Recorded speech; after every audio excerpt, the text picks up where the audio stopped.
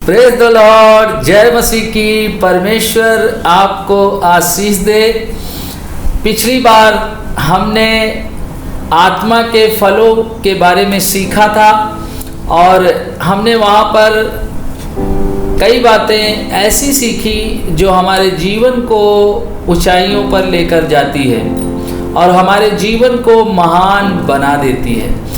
मेरे भाइयों, मेरी बहनों, जब आज हम परमेश्वर के वचन को सुनने जा रहे हैं और हम आत्मा के फलों के बारे में सीखने जा रहे हैं कि उसके फल हमारे जीवन में होते हैं तो हमारे जीवन में कैसे बदलाव होते हैं और हम किस प्रकार के मसीह दिखाई पड़ते हैं।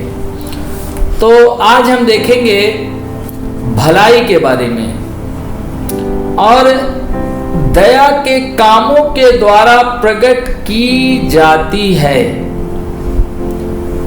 दया के कामों के द्वारा प्रकट की जाती है। भलाई हमारे जीवन में जब ये फल आ जाता है तो हम एक दयालु व्यक्ति बन जाते हैं और हम दूसरों के लिए कुछ अच्छा करने की इच्छा को अपने जीवन में देखते हैं और करने की कोशिश करते हैं। दया आज हम देखते हैं संसार में बहुत कम हो गई, लोग दया नहीं करते हैं। हम देखते हैं जब कोई ऐसी अवस्था होती है, जब किसी का एक्सीडेंट हो जाता है या फिर कोई ऐसी गलती कोई व्यक्ति करता है जो हमारे अपोजिट में है, हमारे सामने है, और फिर हम उस व्यक्ति पे दया नहीं करते हैं। कई बार आपने देखा होगा कि लोग मोबाइल फोन से उसकी वीडियो बनाते हैं, ना कि उस व्यक्ति की सहायता करें, क्योंकि भलाई हमें करना है, हमारे अंदर दया होनी चाहिए और दया के कामों के द्वारा हम अपनी भलाई के फल को प्रकट करते हैं। और हम यहाँ पर देखते हैं मत्ती की पुस्तक 5 अध्याय उसके 7 वचन को। धन्य है वे जो दयावंत हैं, धन्य है वो जो दयावंत हैं, क्योंकि उन पर दया की जाएगी। परमेश्वर का वचन कहता है, मेरे भाइयों, मेरी बहनों, जब आप मुझे सुन रहे हैं, जब आप मुझे देख रहे हैं, कह रहे हैं धन्य है वो जो दयावंत हैं। हमें लोगों पर दया करनी होगी, हमें लोगों पर अपने प्रेम को प्रकट करना होगा। यदि हम दया करने वाले व्यक्ति नहीं हैं, भलाई का फल यदि हमारे जीवन में काम कर रहा है तो हम लोगों पर दया करेंगे। और परमेश्वर का वचन कह रहा है, धन्य है वो जो दयावंत हैं, उन पर दया की जाएगी। यदि आप लोगों के पापों का लेखा लेंगे, यदि आप लोगों की गलतियों पर, उनकी कमियों पर आप उनसे लेखा लेंगे, तो परमेश्वर का वचन कहता है जो दयावंत हैं उन पर दया की जाएगी। हमें और आपको इस बात को अपने दिमाग में रखना है कि हमारा भी एक दिन न्याय होगा, हम भी परमेश्वर के सामने उपस्थित होंगे और हम जब परमेश्वर के सामने उपस्थित होंगे, परमेश्वर हमारा भी न्याय करेगा। और क्या हम लोगों पर दया करते हैं? हमें दया करनी होगी। यदि हमारे अंदर भलाई का ये फल बढ़ रहा है तो हमारे अंदर अपने आप लोगों के प्रति दया आ जाएगी। यदि हमारे जीवन में दया का फल, दया नहीं काम कर रही है, तो आप समझिए भलाई का फल जो पवित्र आत्मा हमारे अंदर कार्य कर रहा है वो बढ़ नहीं रहा है। भलाई का फल नहीं बढ़ रहा है, पवित्र आत्मा का फल नहीं बढ़ रहा है। इसलिए हमें अपने आप को निरंतर इस बात को देखने की जरूरत है, जांचने की जरूरत है, परखने की जरूरत है कि क्या हम भलाई के इस आत्मा के फल में बढ़ रहे हैं कि नहीं बढ़ रहे हैं। और हम देखेंगे मत्ती की पुस्तक 25 अध्याय उसके 35 वचन और 36 वचन को हम पढ़ेंगे। पहले 35 को पढ़ेंगे। क्योंकि मैं भूखा था, कह रहा है क्योंकि मैं भूखा था।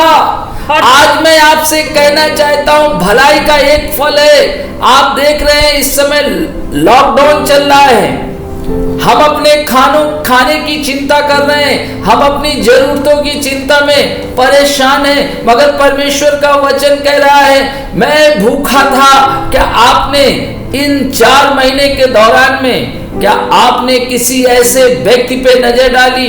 क्या आपने कभी ऐसे व्यक्ति की सुधि ली? वो कह रहा है मैं भूखा था और तुमने मुझे खाने को दिया। क्या आपने ऐसे समय में जब ये परिस्थिति है, क्या आपने कभी किसी ऐसे व्यक्ति को खाना दिया?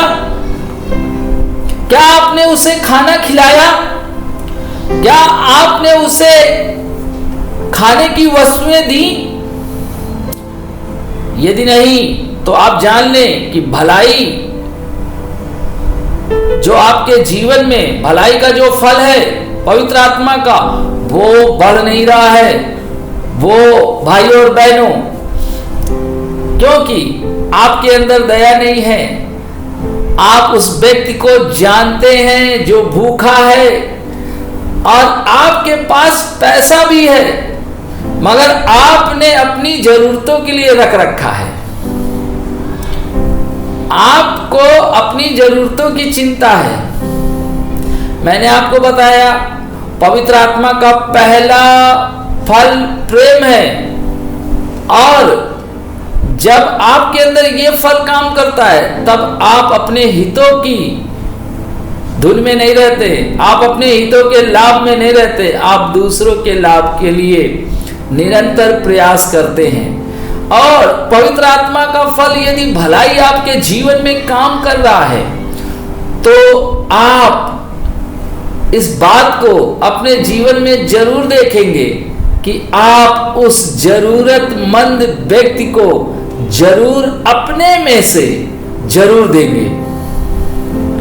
नहीं तो आप बस एक मसीह हैं और आप एक साधारण जीवन जी रहे हैं। आप सिर्फ अपने प्रति जागरूक है, मगर जब आपके अंदर पवित्र आत्मा का फल काम करता है और उसमें भलाई का फल काम करता है तो आप दयालु हो जाते हैं, आप लोगों पर दया करते हैं और आपका जीवन लोगों के लिए आशीष का कारण बन जाता है। ध्यान से सुने, आपका जीवन, आपका धन, आपका घर, आपकी हर एक वो चीज दूसरों के लिए आशीष का कारण बन जाती है जब आप ये जान जाते हैं कि परमेश्वर ने मुझे ये सब कुछ दिया है। जब आप इस बात को समझ पाते हैं कि जो मेरे पास है वो परमेश्वर का दिया हुआ है। यदि आपके बैंक में बैंक बैलेंस है, बहुत अच्छी बात है मेरे भाइयों और मेरी बहनों।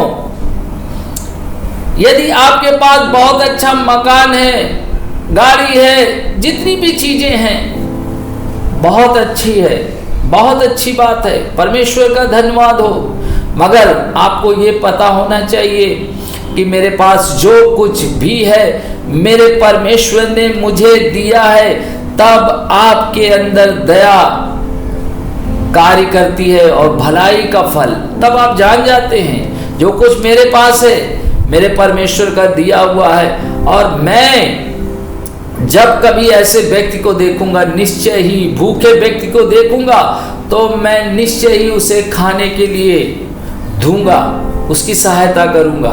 और आगे हम देखते हैं, मैं प्यासा था और तुमने मुझे पानी पिलाया। परमेश्वर का वचन कह रहा है मैं प्यासा था और तुमने मुझे पानी पिलाया। परमेश्वर का वचन कहता है यदि कोई तुझे परमेश्वर का बेटा और बेटी जान के यदि कोई भी एक गिलास पानी पिलाता है, मैं आज आपसे कहना चाहता हूं, जब आप मुझे देख रहे हैं आपको उसका प्रतिफल मिलेगा।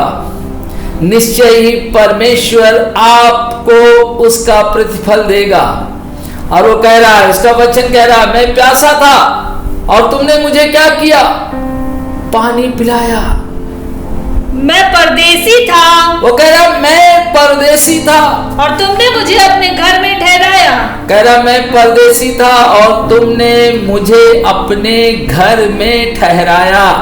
मेरे भाइयों, मेरी बहनों, क्या हम ऐसे लोगों की मदद करते हैं? क्या हम ऐसे लोगों की सहायता करते हैं? यदि हमारे अंदर भलाई का फल काम कर रहा है तो निश्चय ही आपके अंदर उसके लक्षण दिखेंगे और आपके अंदर एक कार्य होगा और वो आप दयालु व्यक्ति बन जाएंगे। आप दया के कामों के द्वारा प्रकट करेंगे अपने भले कामों को, अपनी भलाई को आप कैसे दिखाएंगे? आप कैसे जानेंगे कि भलाई का ये जो फल है, आत्मा का ये जो फल है मेरे अंदर कैसे काम कर रहा है? जब आप दूसरों के लिए कुछ करेंगे। और वो कह रहा है मैं जब परदेसी था तुमने मुझे क्या किया? मेरी सहायता की। और हम आगे पढ़ते हैं, मैं नंगा था और तुमने मुझे कपड़े पहनाए। कह रहा है मैं नंगा था, तुमने मुझे कपड़े पहनाए। कई बार हम सोचते हैं हमें ये ड्रेस चाहिए, हमें वो ड्रेस चाहिए, हमें ये कलर चाहिए, हमें वो कोट चाहिए। मेरे भाइयों और बहनों, मैं आज आपसे कहना चाहता हूँ ये बिल्कुल बुरा नहीं है, ये बिल्कुल गलत बात नहीं है यदि आपको चाहिए। मगर क्या आपने उन लोगों की सुध ली, उन लोगों को देखा जिनके पास कपड़े नहीं हैं, वो उनके शरीर ढके नहीं हैं? आप सोचें, जब आपको ठंडी लगती है तो आपके पास इनर है, जैकेट है और तमाम प्रकार के ऐसे गर्म कपड़े होते हैं जो आप पहनते हैं। मगर आप ऐसे लोगों को भी रोड पे देखा होगा जो नंगे बदन हैं, उनके पास कुछ नहीं है। आज आपको विचार करने की ज़रूरत है। जब आप परमेश्वर के बेटे और बेटी हैं, जब आप कहते हैं कि मैं परमेश्वर का बेटा हूँ, मैं परमेश्वर की बेटी हूँ, परमेश्वर ने मुझे आशीषित किया है। यदि आपको परमेश्वर ने आशीषित किया है तो आप किसको आशीष दे रहे हैं? आप किसके लिए आशीष का कारण बने हुए हैं? आपको सोचने की ज़रूरत है। वो कह रहा मैं नंगा था। ऐसे तमाम लोग हैं जिनको कपड़े की ज़रूरत है, मगर हमारे पास बहुत अनगिनत कपड़े हैं, हमारे पास बहुत ढेर सारा है, मगर हम कभी भी एक ऐसे व्यक्ति की मदद नहीं करते वाकई जिसे कपड़े की ज़रूरत है। क्योंकि जब आपके अंदर भलाई का फल काम करेगा, आपके अंदर सबसे पहला लक्षण होगा, चिन्ह होगा, आप दयालु व्यक्ति बन जाएंगे। जब आप किसी ऐसे व्यक्ति को देखेंगे आपके अंदर दया उत्पन्न होगी, क्योंकि भलाई का फल आपके अंदर काम कर रहा है। और आप अपने में से, अपनी चीज़ों से, अपने पैसों से आप उस व्यक्ति को जरूर देंगे, जरूर उसकी मदद करेंगे। आगे हम पढ़ेंगे, मैं बीमार था और तुमने मेरी सुधि ली। मैं बीमार था और तुमने मेरी सुधि ली। मैं आज आपसे कहना चाहता हूं, जब आप बर्थडे पार्टी, कोई मैरिज पार्टी या और कोई पार्टी को जब आप सुनते हैं, आप तुरंत वहाँ पर हर प्रयास करके समय निकाल कर जाते हैं और आप कहते हैं नहीं मुझे उस पार्टी में जाना है। मगर भाइयों और बहनों, जब कोई व्यक्ति बीमार है जिसे आप जानते हैं और वो मसीह भाई है, वो मसीह बहन है, क्या आप उसके पास जाते हैं? क्या आप उससे फोन करके पूछते हैं कि आप कैसे हो? आपको किसी चीज की जरूरत है जो मैं आपकी सहायता करूं? ये कब आप कहेंगे? जब आपके अंदर भलाई का ये जो फल है आत्मा का कार्य करेगा, तब आपके अंदर ऐसे शब्द आएंगे और आप कहेंगे मैं आपकी क्या मदद करूं। क्योंकि हम बहुत जगह जाते हैं, पार्टियों में, शादी में, तमाम जगह ऐसे जाते हैं और वहां पर हम जाने के लिए समय निकाल लेते हैं, मगर यदि कोई व्यक्ति बीमार है, हमारे पास बिल्कुल समय नहीं होता है। और प्रभु यही तो कह रहे, मैं बीमार था और तुम क्या करने आए? मिलने आए।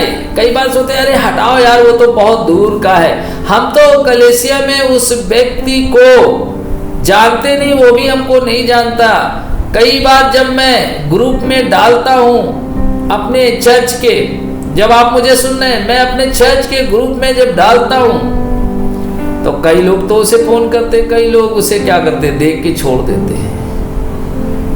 मैं आज आपसे कहना चाहता हूं मेरे भाइयों, मेरी बहनों, जब आप मुझे देख रहे हैं, वो कह रहा है उसका वचन, जब मैं बीमार था तो क्या आप मिलने आए? यदि ऐसा नहीं है तो आप जान जाएं आपके अंदर भलाई का फल काम नहीं कर रहा है, ये आत्मा का फल काम नहीं कर रहा, आपके अंदर दया नहीं है। जब भलाई का फल काम करेगा, निश्चय ही आप जान लें आपके अंदर दया काम करने लगेगी और आप एक दयालु व्यक्ति बन जाएंगे। आगे, मैं बंदी गृह में था और तुम मुझसे मिलने आए। कहना मैं बंदी गृह में था और तुम मुझसे मिलने आए। ऐसे बहुत लोग हैं जिनको प्रभु यीशु मसीह की जरूरत है। प्रभु यीशु मसीह उनके जीवन में शांति दे सकते हैं, उनके जीवन में आनंद दे सकते हैं। वो अशांत हैं, इसीलिए उन्होंने गलत काम किए हैं, कई गलतियां उन्होंने की है, मगर हमारा परमेश्वर प्रेम करने वाला प्रभु है और वो सबसे प्रेम करता है और वो उन्हें माफ करना चाहता है जो लोग उसके सामने आकर अपने पापों की क्षमा मांगते हैं। और वो कह रहा है मैं बंदी था, क्या तुम मुझसे मिलने आए? क्या हम ऐसा करते हैं? क्या हमने कभी ऐसा किया है?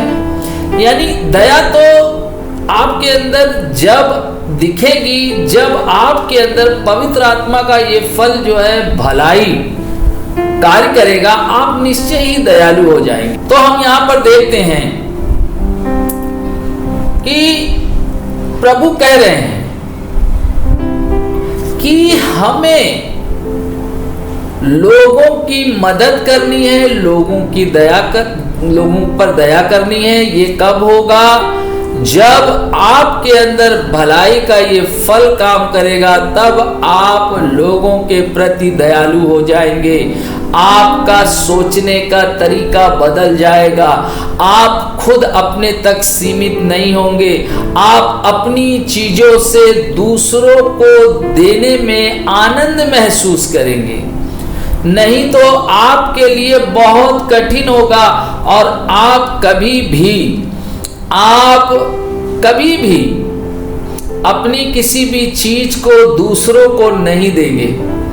आप दूसरों की मदद नहीं करेंगे। यदि आपके अंदर पवित्र आत्मा का फल भलाई काम कर रहा है तो उसकी पहचान होगी, आप दयालु व्यक्ति बन जाएंगे। आपके अंदर लोगों के प्रति दया आ जाएगी। आप लोगों का न्याय क्रूरता से नहीं करेंगे, दया से करेंगे और दया ही क्षमा को लेकर आती है और आप लोगों को माफ कर देंगे। हम अगला वचन देखेंगे, जकरिया 7:9। खराई से न्याय चुकाना, खराई से न्याय चुकाना और एक दूसरे के साथ कृपा और दया से काम करना। एक दूसरे के साथ कृपा से क्या करना है, काम करना है, दया से, ये नहीं कह रहा खराई से न्याय चुकाना, और एक दूसरे के साथ कृपा से काम करना। और हम यहां पर देखते हैं कि परमेश्वर हमसे कहता है कृपा और दया से हमें लोगों पर कृपा करनी है, दया करनी है।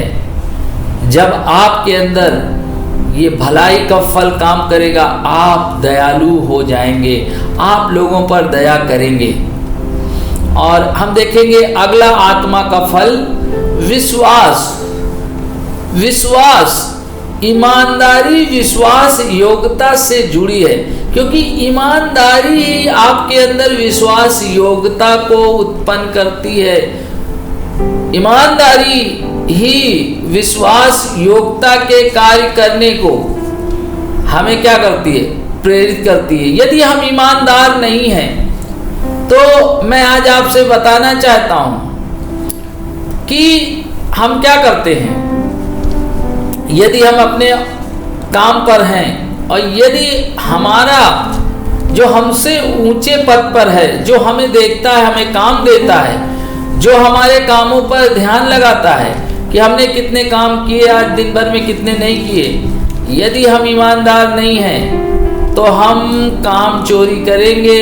और यदि हम ईमानदार हैं तो हम विश्वास योग्य रहेंगे, वो व्यक्ति रहे या ना रहे। ऐसे ही हमारे जीवन में यदि विश्वास का ये फल काम कर रहा है, मैं आज आपसे बताना चाहता हूं, आप लोगों के प्रति विश्वास योग्य व्यक्ति बनेंगे। आप परमेश्वर के प्रति विश्वास योग्य व्यक्ति बनेंगे और आप परमेश्वर के प्रति ईमानदार व्यक्ति बनेंगे। नहीं तो आप निरंतर परमेश्वर को भी, जब आपके अंदर ये फल काम नहीं करता, आप ईमानदार नहीं बनते, आप परमेश्वर के प्रति ईमानदार नहीं बनते, आप लोगों के प्रति ईमानदार नहीं बनते, पत्नी पति के प्रति ईमानदार नहीं है, पति पत्नी के प्रति ईमानदार नहीं है, बच्चे माता पिता के ईमानदार नहीं है। और हम देखते हैं हर जगह ईमानदारी क्या होती है, चली जाती है। यदि हम विश्वास योग्यता हमारे अंदर है तो हम ईमानदार व्यक्ति बनेंगे। मैं आज आपसे कहना चाहता हूं, जब आपके अंदर पवित्र आत्मा का ये फल काम करेगा, आप विश्वास योग्य व्यक्ति बनेंगे। आप परमेश्वर के प्रति आपकी विश्वास योग्यता होगी।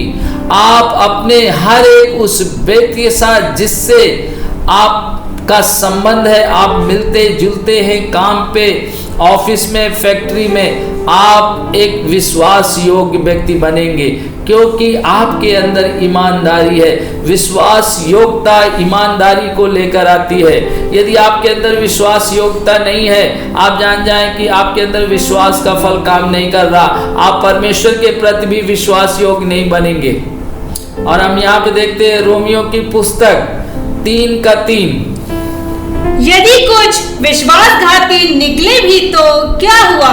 क्या उनके विश्वासघाती होने से परमेश्वर की सच्चाई व्यर्थ ठहरेगी? कई बार हम कहते हैं, जब हम मसीह जीवन में रहते हैं, कई बार लोग हमें धोखा दे देते हैं, कई बार लोगों ने धोखा दिया भी है।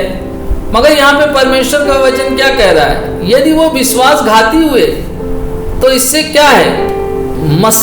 मसीहत, परमेश्वर, उसकी सच्चाई क्या कम हो गई?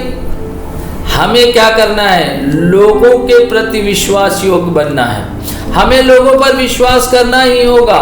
और परमेश्वर का वचन कहता है कि हम क्या करना है?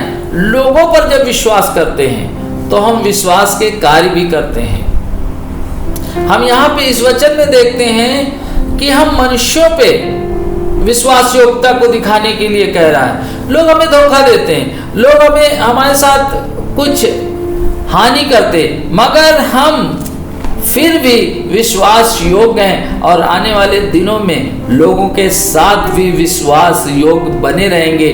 नहीं तो यदि आपके अंदर ये आत्मा का फल काम नहीं कर रहा है, आप कुछ दिन बाद कहने लगते हैं नहीं नहीं, मैं अब किसी पर विश्वास नहीं करूंगा, मेरे लिए तो बड़ा कठिन हो गया क्योंकि लोगों ने मुझे धोखा दे दिया है। इसका मतलब ये नहीं मेरे भाइयों मेरी बहनों कि परमेश्वर की सच्चाई खत्म हो गई है। परमेश्वर की सच्चाई है आपको विश्वास योग्यता दिखानी है और आपको विश्वास के इस आत्मा के फल को अपने जीवन में बढ़ने का मौका देना है। हम दूसरे वचन में देखते हैं वहां पर ऐसी विश्वास योग्यता है जो मनुष्यों पे नहीं है, वो परमेश्वर पे है। परमेश्वर पे हमारी विश्वास योग्यता कैसी होनी चाहिए? हम उत्पत्ति की पुस्तक और वहां पे 22:8 को देखेंगे हम कैसी परमेश्वर पे विश्वास योग्यता होनी चाहिए। अब्राहम ने कहा हे मेरे पुत्र परमेश्वर होम बलि की भेड़ का उपाय आप ही करेगा। वो परमेश्वर पे विश्वास करता था। उसके देखिए कई बार हम मसीह यीशु में पाए जाते हैं, हम एक अच्छे विश्वासी हैं, मगर हम परमेश्वर पे पूरा भरोसा नहीं करते हैं। हमारा विश्वास परमेश्वर पर जैसा होना चाहिए वैसा नहीं है।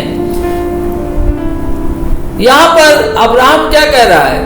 परमेश्वर होम बलि की व्यवस्था स्वयं करेगा। ऐसा विश्वास आपके अंदर कब आता है? जब आपके अंदर पवित्र आत्मा का फल ये विश्वास काम करने लगता है। तब आप कहते हैं आप परिस्थिति के अनुसार नहीं चलते, आप अपनी समस्याओं के अनुसार नहीं चलते, आप परमेश्वर पे विश्वास करते हैं। विश्वास ये आत्मा का फल है और तब आप उस पर ऐसा विश्वास नहीं करते हैं कि नहीं होगा। कई लोग जब आप मुझे देख रहे हैं, आपके अंदर संदेह है, आपके अंदर डर है, आपके अंदर भय है, आप सोचते हैं क्या मेरे जीवन में परमेश्वर मेरे लिए उपाय करेगा कि नहीं करेगा, प्रबंध करेगा कि नहीं करेगा। मैं आज आपसे बताना चाहता हूं पवित्र आत्मा का फल विश्वास है। और यहाँ पर हम देखते हैं अब्राहम के साथ जो परिस्थिति है वो बड़ी ही कठिन है संसारिक पृष्ठभूमि के अनुसार, मगर अब्राहम क्या कह रहा है? परमेश्वर होम बलि का उपाय करेगा। जब आप ऐसा विश्वास करते हैं, ये आत्मा के फल है, आप ऐसा जब विश्वास करते हैं तब आप किसी भी परिस्थिति में, किसी भी समस्या में, किसी भी अवस्था में आप कभी भी परमेश्वर पर से अपने विश्वास को नहीं हटाते हैं। और आप कहते हैं निश्चय ही मैं जानता हूं परमेश्वर एक दिन आज कल आने वाले दिनों में निश्चय ही वो मुझे बचाएगा, मुझे निकालेगा, मुझे ठीक करेगा। ये विश्वास का फल है, ये आत्मा का फल है। जैसे हमने देखा वहां पे मनुष्यों में, जब हमने रोमियो 3:3 को जब हमने उस वचन को देखा, वो कह रहा है क्या कुछ लोगों ने विश्वासघात किया तो क्या परमेश्वर की सच्चाई कम हो गई, खत्म हो गई? नहीं, ऐसे ही परमेश्वर पे हम देखते हैं इसमें दो बातें हैं, एक मनुष्य और एक परमेश्वर। और यहाँ पर अब्राहम जो है परमेश्वर पे ऐसा विश्वास कर रहा है। वो कह रहे नहीं, वो अपनी परिस्थितियों के अनुसार बिल्कुल नहीं देख रहा है, वो ये देख रहा है कि मेरा परमेश्वर मुझे निश्चय ही मेरा प्रबंध करेगा। जब आपके अंदर आत्मा का फल काम करता है, आप हर परिस्थिति में एक ही बात बोलते हैं, निश्चय ही मेरे लिए भला होगा। आप संदेह भी नहीं करते, आप काम करते हैं और आप निरंतर यही बोलते हैं कि परमेश्वर, जैसे अब्राहम ने कहा परमेश्वर होम बलि की व्यवस्था उपाय स्वयं ही करेगा। आपको भी ऐसे ही आत्मा का फल यदि आपके अंदर काम कर रहा है, ये विश्वास, तो आप ऐसे ही आपके मुंह से शब्द निकलने लगेंगे और आप हर परिस्थिति में, हर उस कठिन समय में आप कहेंगे कि परमेश्वर ही उपाय करेगा। हम अगला फल देखेंगे, नम्रता। आप दूसरे व्यक्तियों को बचाने की कोशिश करेंगे। जब आपके जीवन में नम्रता आ जाएगी तो आप दूसरे व्यक्तियों को बचाने की कोशिश करेंगे। नहीं तो आप क्या करेंगे? अपने ही बचने का निरंतर प्रयास करते रहेंगे। आप तो बचाए जा चुके हैं, आप आजाद किए जा चुके हैं, आप छुड़ाए जा चुके हैं। मगर जब आपके अंदर नम्रता का फल काम करेगा, ये आत्मा का जो नम्रता का फल है, जब आप काम करेगा तब आप दूसरे व्यक्तियों की बचाने की कोशिश करेंगे। नहीं तो आप सिर्फ स्वार्थी बने रहेंगे। स्वयं अपने बारे में ही आपको सबसे ज्यादा चिंता होगी, सबसे ज्यादा आप अपने बारे में ही अपने बारे में ही सोचेंगे। लोगों के बारे में आपको सोचना बिल्कुल आपके दिमाग में आएगा ही नहीं, क्योंकि नम्रता जब आपके अंदर आएगी, नम्रता का जब फल आपके अंदर आएगा, तब आप दूसरे व्यक्तियों के बारे में सोचना चालू करेंगे। आप दूसरे व्यक्तियों को बचाने की कोशिश करेंगे। ये आत्मा का फल है। यदि आप दूसरे व्यक्तियों को बचाने की कोशिश नहीं कर रहे, आप जान जाएं, आत्मा का जो फल नम्रता है वो आपके अंदर अभी बढ़ नहीं रहा है। ये आत्मा का फल जो नम्रता है वो आपके अंदर बढ़ नहीं रहा है। और हम यहाँ पे देखेंगे दूसरा तीमुथियुस 2:25, वह विरोधियों को नम्रता से समझाएं। कह रहा है विरोधियों को नम्रता से समझाएं। देखिए, जब आपके अंदर नम्रता का फल काम करेगा, आप किसी भी व्यक्ति से जब बात करेंगे तो आप उसे छोटा और तुच्छ नहीं समझेंगे। बहुत ध्यान से सुने, नम्रता से समझाएं। क्या जाने परमेश्वर उन्हें मन फिराव का मन दे। क्या जाने परमेश्वर उन्हें मन फिराव का मन दे। मैं आज आपसे कहना चाहता हूँ, जब हम किसी से मिलते हैं, किसी से बात करते हैं, कई बार हम अपने आप को श्रेष्ठ बताते हैं, अपने कामों को श्रेष्ठ बताते हैं। मैं आज आपसे कहना चाहता हूँ, नम्रता का जब ये आत्मा का फल नम्रता आपके अंदर काम करेगा, आप जब लोगों से बात करेंगे, आप उन्हें ठोकर नहीं पहुंचाएंगे, आप उन्हें तुच्छ नहीं समझेंगे, आप उनसे बहुत ही प्रेम से बात करेंगे, आप उनसे बहुत ही दया से बात करेंगे। और क्यों? क्योंकि क्या जाने परमेश्वर उन्हें भी मन फिराव का मौका दे। आप उन्हें मन फिराव के मौके के लिए उन्हें तैयार करेंगे, आप उन्हें उस समय के लिए छोड़ देंगे। यदि आप उन्हें उनकी कमियों, उनकी गलतियों पर निरंतर प्रहार करेंगे, आप उनसे कठिन शब्दों में बात करेंगे। मैं आज आपसे कहना चाहता हूं, मेरे भाइयों, मेरी बहनों, आपके अंदर आत्मा का फल नम्रता जब कार्य करेगा, आप लोगों को मन फिराव का अवसर देने के लिए आप उन्हें तैयार करेंगे।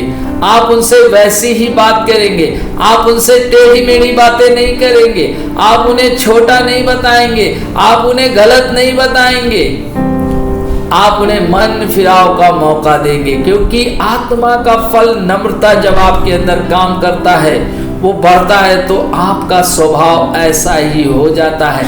आप बहुत प्रेम से बातचीत करेंगे।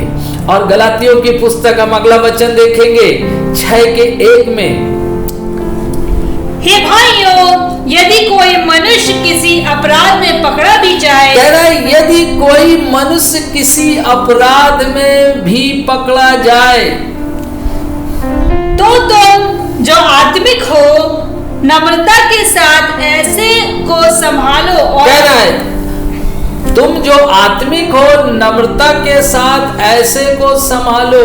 कई बार जब कोई व्यक्ति गलती करता हुआ पकड़ता है, आज देख रहे, मैं टेलीविजन में देखता हूं, आप भी टेलीविजन न्यूज देखते हैं, कई बार आप देखते हैं गलत अफवाहें, कई बार आप देखते हैं सही हो सकता वो व्यक्ति ने वो पाप किया हो, उसने हो सकता है चोरी की हो, उसने गलत काम किया हो, मगर हम देखते हैं नम्रता नहीं है लोगों के अंदर। अब नम्रता नहीं बची है, लोग क्या करते हैं उसका न्याय करते हैं। मगर यहाँ पे लिखा है यदि कोई भाई कहलाता है, बहन कहलाती है, और यदि किसी ऐसे काम में गलती में मिल जाए तो आप उसे क्या करो,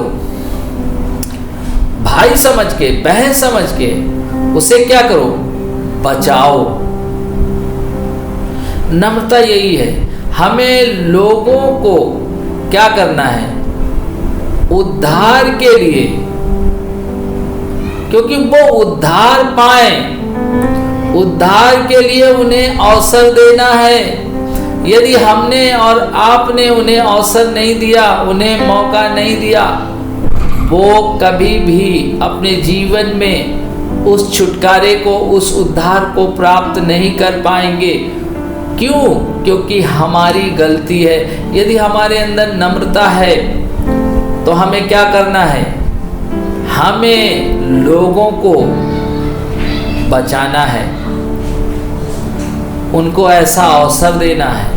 हमें अपने आप को सही साबित करने की जरूरत नहीं है। कई बार हम सोचते हैं अरे हम सही हैं, हमने देखा क्या बात बताई उसको, इतना भयंकर बात बताई कि वो मुझे जवाब ही नहीं दे पाया। अरे भाई, हमें लोगों को छोटा करने की जरूरत नहीं है, हमें बड़ी दीनता से, बड़ी नम्रता से, बड़े प्रेम से हमें उसे उद्धार के उस अवसर को उसके जीवन में रखना है। ऐसा न हो कि आपके कठोर शब्दों के कारण ये अवसर उसके जीवन से चला जाए। यदि आपके अंदर नम्रता है तो निश्चय ही जान ले, ये आत्मा का फल जो नम्रता है यदि आपके अंदर है, आप लोगों को उद्धार के लिए अवसर देंगे, मौका देंगे।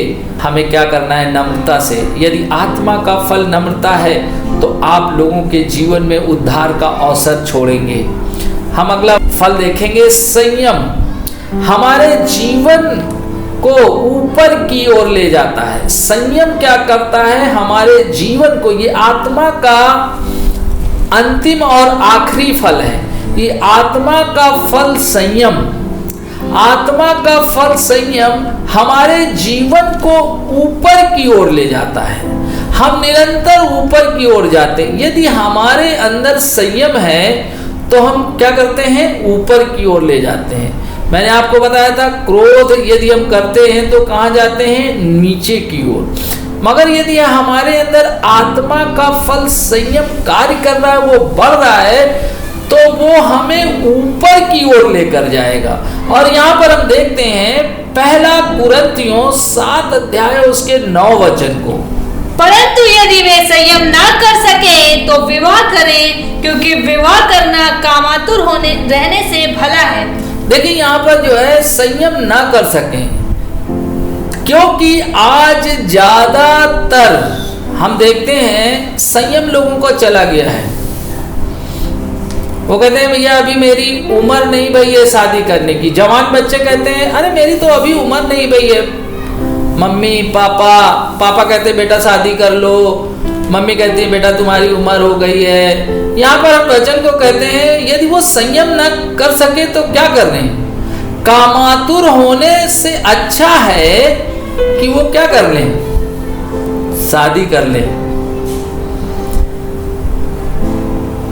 क्योंकि यदि आपके अंदर संयम नहीं है तो आप निश्चय ही जान लें कि आप अपने जीवन में वो गलतियां करेंगे जिससे आप नीचे को ले जाएंगे, अपने आप को नीचे की ओर लेकर जाएंगे। मगर यदि आपके अंदर संयम है, यदि संयम है तो कोई बात नहीं, आप शादी ना करें। मगर यदि आपके अंदर संयम नहीं है, आप कह रहे हो पापा मैं शादी नहीं करूंगा, मम्मी मैं शादी नहीं करूंगी, मगर आपके तमाम लोगों से चक्कर है,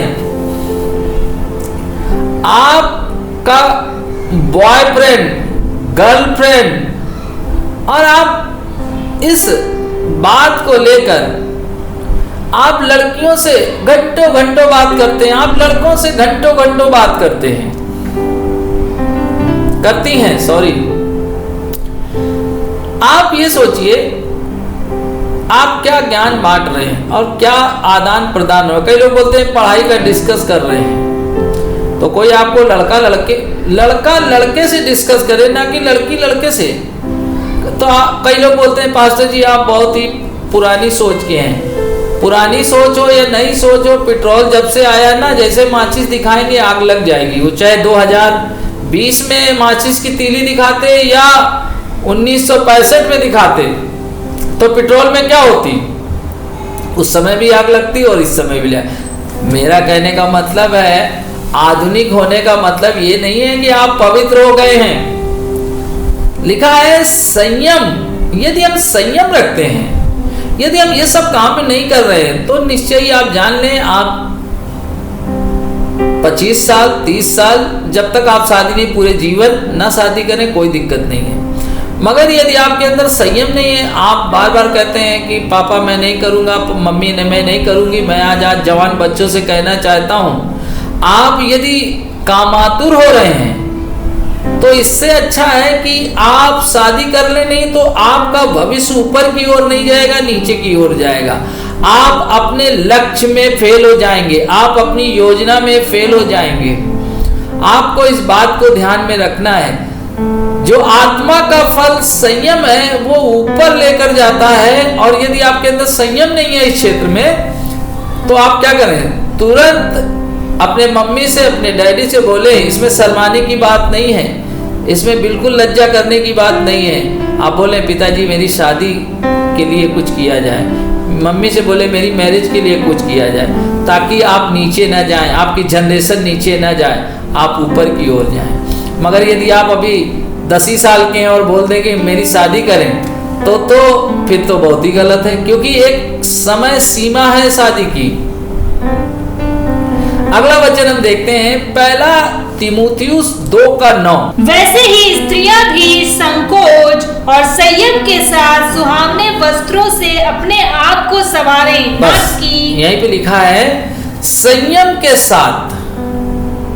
आप इस लाइन को अंडरलाइन कर लें, संयम के साथ अपने आप को क्या करें, संवारें। आज आप देख रहे हैं, यदि आपने देखा होगा समाज में कपड़े का बहुत ज्यादा फुहड़पन आ गया है। कपड़े ऐसे हो गए हैं जो आज मसीह लोग भी उसे पहनने की इच्छा रखते हैं।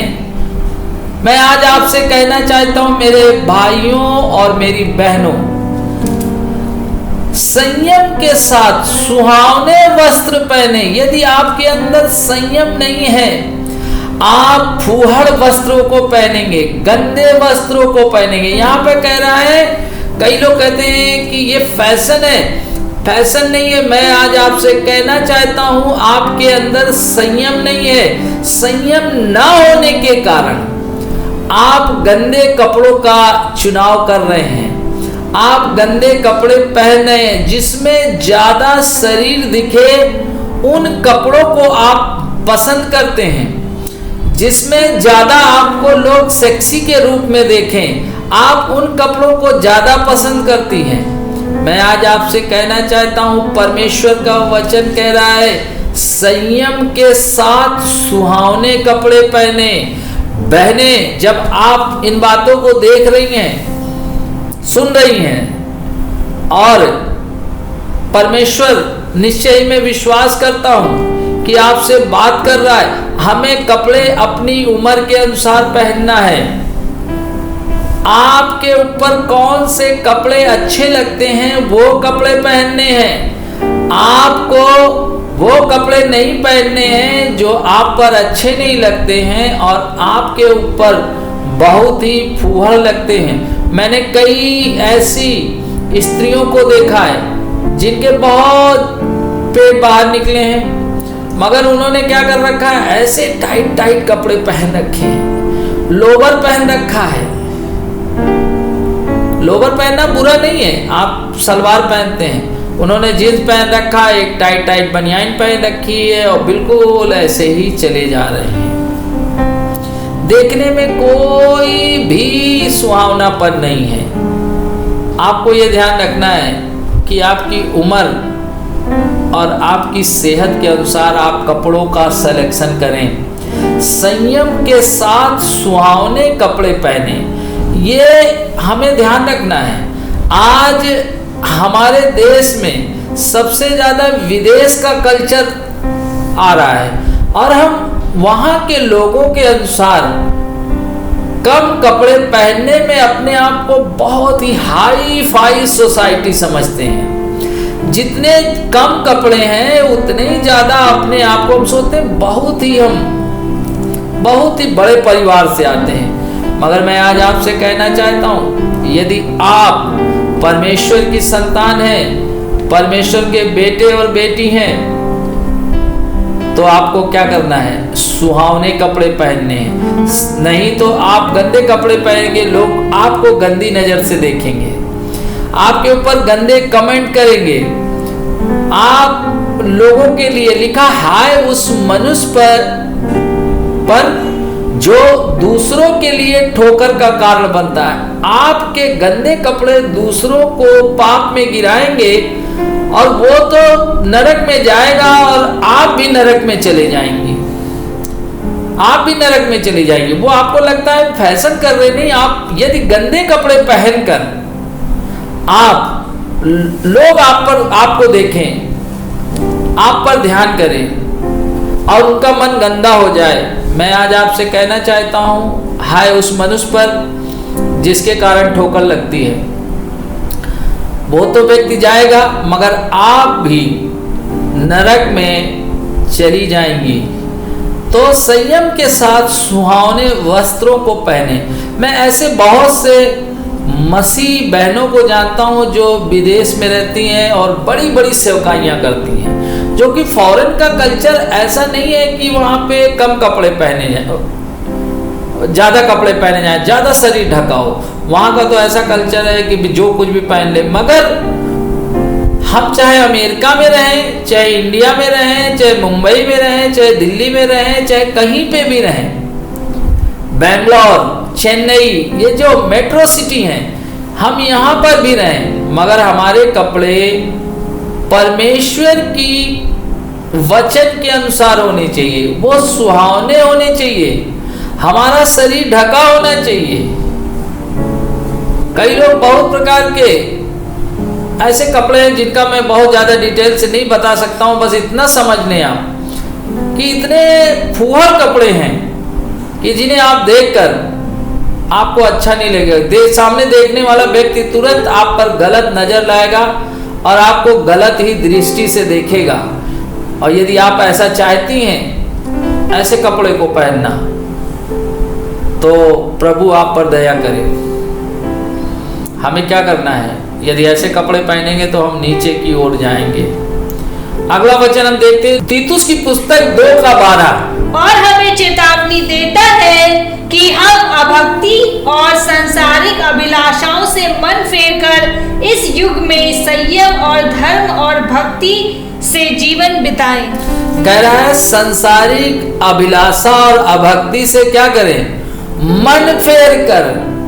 यदि आपके अंदर पवित्र आत्मा का फल संयम काम कर रहा है तो आप अभक्ति और अभिलाषाओं से दूर रहेंगे। मन फिराकर संयम से क्या करें, संयम से क्या करें, अपने आप को ऊपर की ओर लेकर जाएं।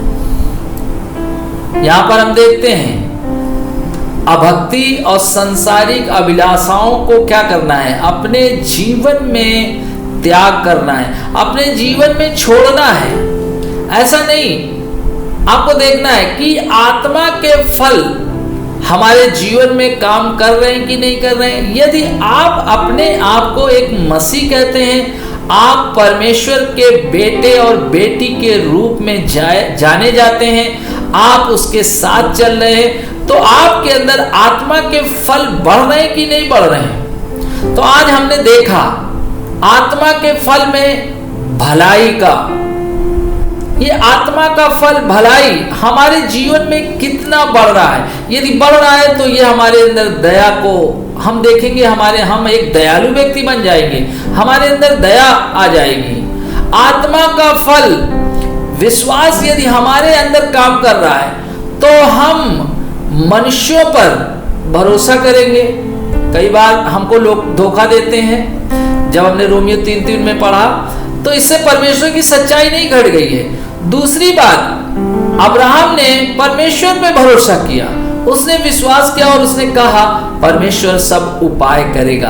आत्मा का फल जब विश्वास हमारे जीवन में आता है, हम लोगों पे विश्वास करते हैं और हम परमेश्वर पे संपूर्ण भरोसा करते हैं। आत्मा का फल जब हमारे अंदर नम्रता आता है तो हम क्या करते हैं, दूसरों के लिए उद्धार के अवसर को हम छोड़ते हैं, अवसर को बनाते हैं। ऐसा नहीं, हमारे अंदर नम्रता नहीं है, आत्मा का फल नम्रता काम नहीं करता है। हम उद्धार का अवसर किसी व्यक्ति के जीवन में नहीं छोड़ेंगे। हमें जो कुछ समझ में आएगा, जो कुछ सही लगेगा, हम वही बोलेंगे, वही बातों को रखेंगे। मगर मैं आज आपसे कहना चाहता हूं, यदि हमारे अंदर आत्मा का फल नम्रता है, हम लोगों के जीवन में उद्धार का अवसर छोड़ेंगे। आत्मा का फल संयम यदि हमारे जीवन में काम कर रहा है, वो बढ़ रहा है, तो मैं आज आपसे बताना चाहता हूं, आप सुहावने कपड़ों को पहनेंगे, आप संयम बरतेंगे अपने कामुकता पर, आप सुहावने कपड़ों को पहनेंगे और आप अभक्ति और सांसारिक अभिलाषाओं को त्याग देंगे। तो आज हमने आत्मा के 4 फलों को देखा। मैं विश्वास करता हूं कि निश्चय ही परमेश्वर ने आपसे बात की होगी, और आज जब आपने इस परमेश्वर के वचन को सुना है, मैं विश्वास करता हूं आपका जीवन बदल गया है और आप अपने आप को जांच और परख रहे हैं। आने वाले दिनों में आप देखेंगे कि आपके अंदर आत्मा का ये फल काम कर रहा है कि नहीं कर रहा, और नहीं कर रहा है, आपको लग रहा है अभी कि नहीं, मेरे अंदर तो आत्मा का फल अभी काम नहीं कर रहा है। ये जो हमने अभी 4 फलों को देखा, तो मैं आपसे कहना चाहता हूं, आप यदि चाहते हैं कि मैं आपके लिए प्रार्थना करूं और परमेश्वर आपको ये आत्मा के फलों में बढ़ाए, तो आप अपनी आंखों को बंद करें और मैं आपके लिए प्रार्थना करूंगा। और मैं विश्वास करता हूं कि निश्चय ही परमेश्वर आपके जीवन में कुछ नया करने को है और आपके जीवन में कुछ नया होने जा रहा है। तो आइए अपनी आंखों को बंद करें और मैं आपके लिए प्रार्थना करता हूं। मैं यीशु के नाम में प्रार्थना करता हूं, परमेश्वर, जो लोग अभी भलाई का और विश्वास का और नम्रता का और संयम का फल चाहते हैं, परमेश्वर आपका आत्मा उन पर उतरने पाए और वो परमेश्वर निश्चय ही पूरी रूप से बदल जाए और परमेश्वर उनके जीवन में एक बड़ा बदलाव आने पाए। और यीशु के नाम में हर एक रुकावट, बाधाओं को दूर करता हूं और यीशु के नाम में प्रार्थना करता हूं, परमेश्वर आपकी सामर्थ्य उतरने पाए और परमेश्वर आत्मा का फल भरपूरी से बढ़ने पाए, आत्मा का फल भरपूरी से बढ़ने पाए, आत्मा का फल भरपूरी से बढ़ने पाए, आत्मा का फल भरपूरी से बढ़ने पाए। पिता, मैं प्रार्थना करता हूं, जो लोग बीमार हैं, जो लोग बीमारी की अवस्था में हैं, जो मुझे देख रहे हैं, जहां कहीं पे वो बैठे हुए हैं, बिस्तर पे है, पिता, जिस प्रकार की बीमारी, हर एक लकवे की बीमारी, हर एक कैंसर की बीमारी, हर एक एड्स की बीमारी, हर एक शुगर की बीमारी, हर एक ब्लड प्रेशर की बीमारी, हर एक लाइलाज बीमारियों को प्रभु यीशु के नाम में ढांटता हूँ। और पिता मैं इसी समय यीशु के नाम में चंगा करता हूँ। हर एक शैतानी ताकतों को डांटता हूँ, यीशु के नाम में छोड़कर चली जाए। पिता मैं धन्यवाद करता हूँ। और प्रभु मैं एक बार फिर प्रार्थना करता हूँ, आत्मा का फल काम करने पाए और परमेश्वर आत्मा में और बढ़ते जाएं, आत्मा के फलों में और बढ़ते जाएं। धन्यवाद करते परमेश्वर, आपने ऐसा किया उसके लिए धन्यवाद। इस प्रार्थना को आपके बेटे प्रभु यीशु के नाम से मांगते हैं, आमीन। सबको जय मसीह की। मैं विश्वास करता हूं कि निश्चय ही आज आपने परमेश्वर के वचन से आशीष को प्राप्त किया है और आज के बाद से आपका जीवन बदल जाएगा। आपके अंदर आत्मा के सारे फल निरंतर बढ़ते रहेंगे और आप एक दिन परमेश्वर के राज्य के गवाह बन जाएंगे और आप बहुतों के लिए आशीष का कारण बनेंगे। परमेश्वर आप सभी को आशीष दे।